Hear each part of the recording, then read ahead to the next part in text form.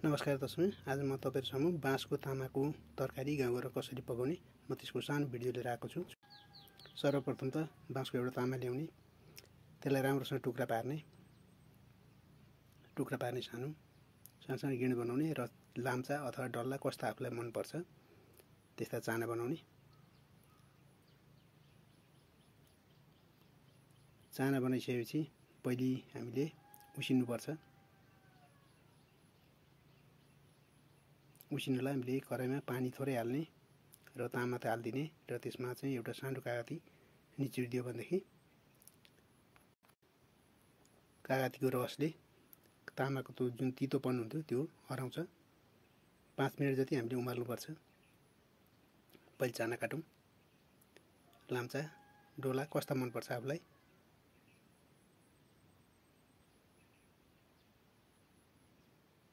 पहिले उमाल्नुपर्छ हामीले।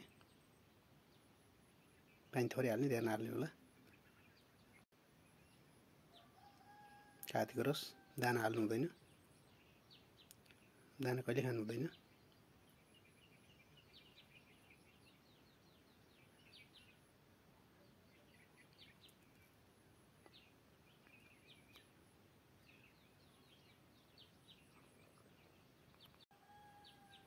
उमाल्दिने 5 मिनेट, धेर पर्दैन।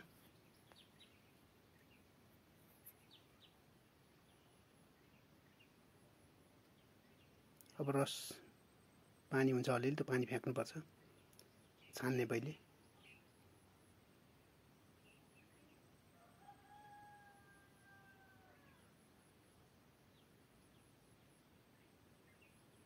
पखाल्ने भनेर तेल हाल्ने।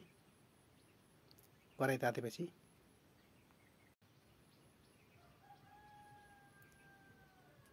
तरकारी कति छ त्यही अनुसारले तेल पुग्ने हिसाबले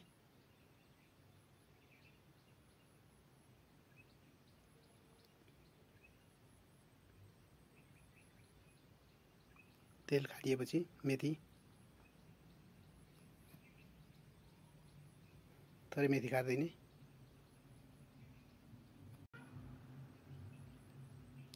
प्याज खोर्सानी हाल्नु मन लाग्यो हाल्ने, नभए तरकारी त्यतिकै ओरिने।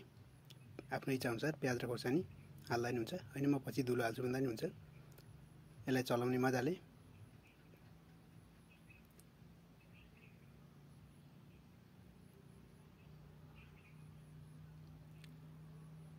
बेसार हाल्ने र चलाउने फेरि चारैपट्टि पकाउन लागोस्। अगाडि नुन नहाल्नु होला, नुनले गर्दा बेसार लाग्दैन।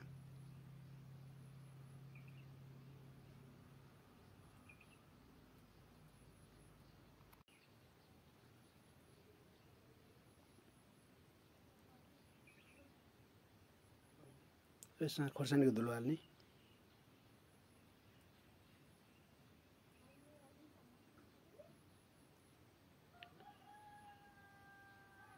चलाउने, राम्रोसँग चलाउने।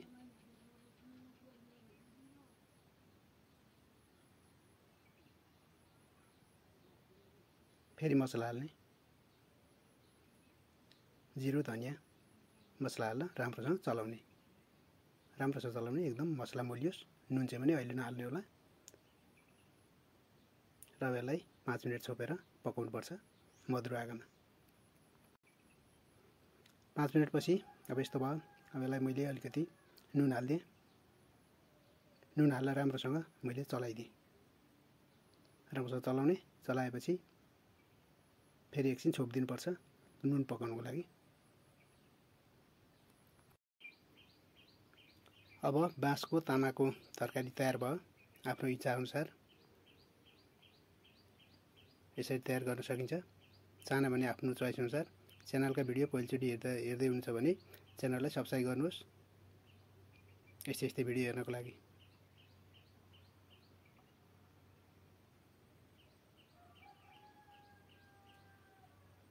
नुन हालेपछि धेरै बेर पकाउनु हुँदैन, किनभने नुनलाई सकभर तरकारी निकालेपछि हाल्दा राम्रो हुन्छ। भिडियो कस्तो लाग्यो? सब्स्क्राइब गर्नुभएको छैन भनेदेखि सब्स्क्राइब गर्न चाहिँ नबिर्सिनु होला।